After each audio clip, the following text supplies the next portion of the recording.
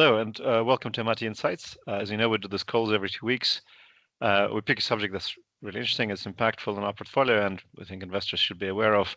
But as always, it's never a recommendation to buy a particular stock or a fund, and there should be a disclaimer in front of you, also available on our website, but we encourage you to do your own research and seek financial advice where appropriate.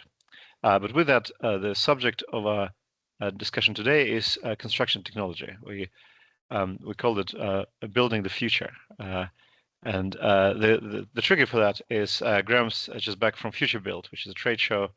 We go to a lot of this, a trade show dedicated to construction technology. And we're seeing an interesting combination of, it's an industry under a lot of pressure. We know that housing shortage and housing costs have become one of the key political issues in a number of economies.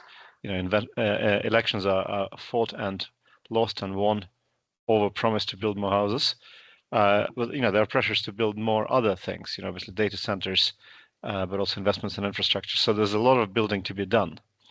And at the same time, the building industry is under a lot of structural pressures itself. Workers are harder to find, they cost more, they take longer to train. Construction industry workforce is retiring, it's kind of aging. And the building work is becoming more complicated. There's obviously environmental concerns, there are lots more regulation.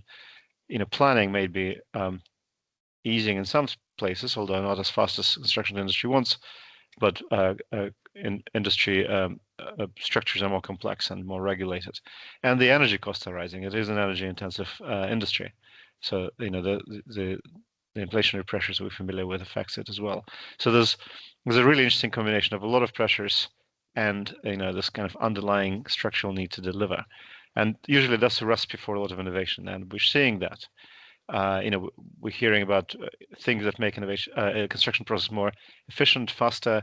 We hear about modularization, hear about robotics and automation. Obviously, a lot of these areas are of great interest to us. So, with all that, over to you, Graeme, and tell me what you've seen and how's it going. Yeah, it was actually a first time I've been to this event, the Future Build, but it was great. It turned out to be really interesting for us. Definitely a positive surprise. So, just thinking through some of the new initiatives and where money's being spent, maybe starting with the design phase. So there was a very good showing from some of the software companies, and it's not just the design and engineering side; it's also the workflow process and project management. And here we in the portfolio obviously have exposure to Autodesk and Bencke systems, which are both leaders in the design and some of these other areas. But it was a good opportunity to talk to some of their competitors as well, like Trimble and Procore, who were also represented at the show. Adjacent to that, actually, it was interesting to see there was a lot of, there was definitely a good showing of artificial and augmented reality. So being used to do things like create a virtual scenario. So if you're training somebody, you can put them in the environment that they're going to be in, and they can learn more quickly. It helps to speed up that, the kind of training of new employees. Software in general is an area the stock market's worried about at the moment, the whole SaaS apocalypse issue, the fact that AI is likely to disintermediate some of these companies. But there's very little sign of it yet, I think. And in fact, if anything, these software systems are getting deeper and deeper embedded into the construction process. There was a really interesting example of a private company, actually a New Zealand company called FrameCAD that I've never come across before. And it was essentially they produce folded metal structures, but from a long machine that looks like a printer with a ribbon of steel being fed into it. And it folds the metal into pre-designed shapes. So their system links directly to things like Autodesk for the design, and they will design and then manufacture the metal substructure, which gets printed effectively in this long machine and then delivered to the construction site for assembly very quickly and at low cost. But to get the benefit of these systems, the construction companies still need to be using the industry standards like Autodesk. So it feels like software is, if anything, gaining depth rather than losing it. Yeah, it's interesting. Obviously, it's a big exposure for us in the portfolio. But to pick up on this kind of broader off-site fabrication theme, so we, prefab housing has a bad name in a number of the markets, but actually the industry view for a while has been we have to manufacture more off-site. we've heard statistics that things are cheaper by a factor of 2 or 3 times, or at least labor is more productive relative to on-site work. You build things twice as fast. There's a lot more quality control, sort of less waste, less production risk.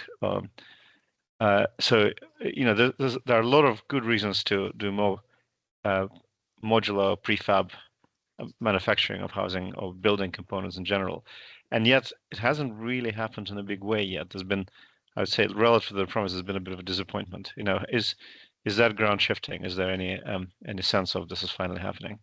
Yeah, I think it is, and there were some good examples actually. There's an Irish private company which I think is pronounced Cray, and they were displaying a system called Rapid Res, which effectively creates, they build off-site concrete and brick wall panels, so all the way from inside to outside, and then they just bring them to the site, use a crane, and drop them one on top of each other using these kind of metal poles to guide them.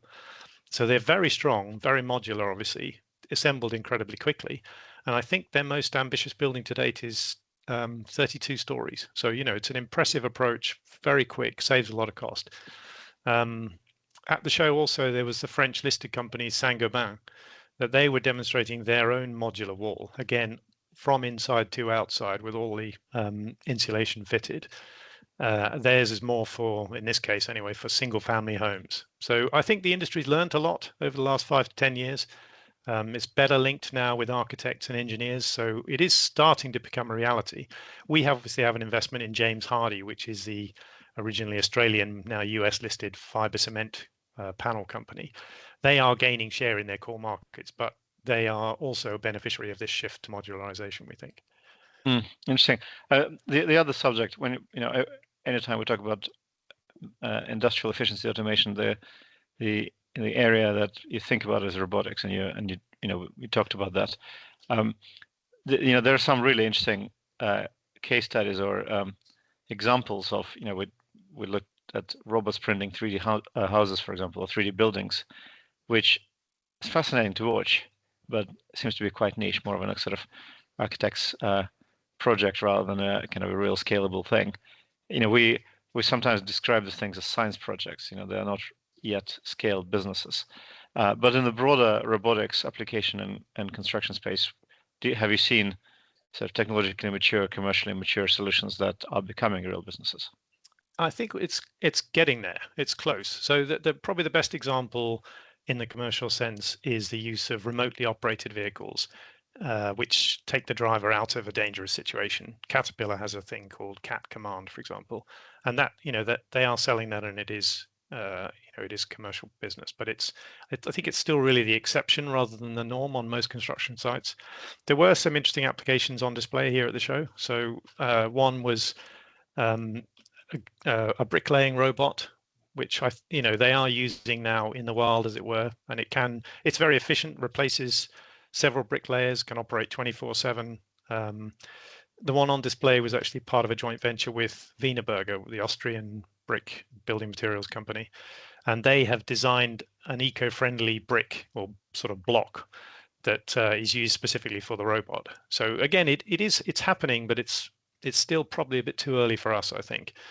Unsurprisingly, though, music to our ears. But like all of this equipment, these kind of semi-autonomous robots, they use a lot of sensors and a heavy reliance on machine vision.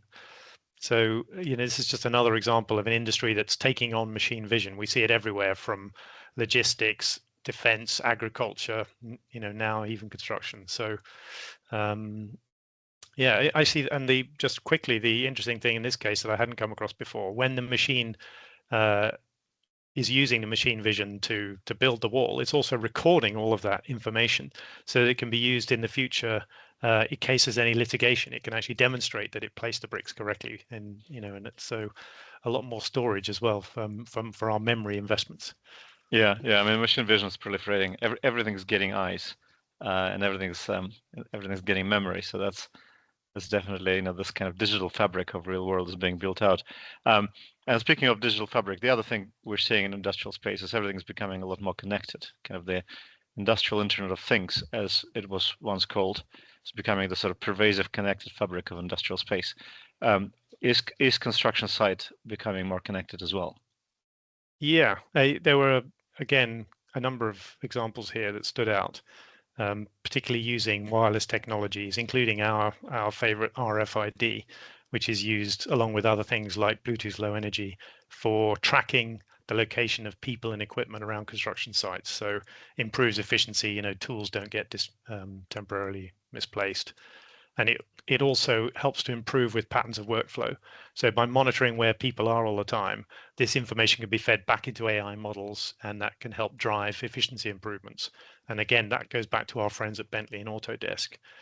And on the machine vision side, yeah, there was a good example using AI with a kind of smart camera, if you like. And this was to monitor the sites for breaches of regulation. So people wearing incorrect PPE, identifying when people stray into areas of danger or get too close to risky equipment. And all of this is done autonomously, obviously using AI. So supervisors are only alerted when it looks like an incident might be likely. So interesting application. I'm just back from an event which is one of the leading conferences, I guess you can call it that, on semiconductor technology. And one of the presenters, which ostensibly is designing AI-powered sensors, the CTO of the company doing the presentation, her choice of the use case to illustrate the power of what they've been developing is exactly that: is kind of smart vision sensors on the construction site, showing all sorts of dangerous behaviors and alerting operators to them before they get into trouble. So fascinating convergence of construction industry needing AI this way, and the AI going to the construction site in this particular way. Yeah, and driven by regulation partly as well. Yeah. I mean, safety on a construction site remains a big issue. Sounds like a pretty interesting event. We're almost out of time, but kind of any last comments, any other things that we haven't discussed that kind of piqued your curiosity for for future development, future insights? Yeah. I mean, there were a number of things we haven't had a chance to talk about. Obviously, electrification is a big theme for us. There's a lot of that happening on construction sites. I talked to a couple of heat pump engineers and companies, and they're facing significant issues at the moment. But there is an ongoing need for smarter heating and ventilation. This whole issue about removing carbon from the supply chain, so new techniques, manufacture of cement and everything. So there are a number of other areas where there's a lot of innovation happening, but probably we'll have to leave those for another day. Yeah, well, we'll certainly be doing more work in the space, so watch the space. Thank you again for your time. Fascinating subject. We'll be doing a lot more work on this, and we'll keep you posted, and hopefully we'll see you in 2 weeks' time.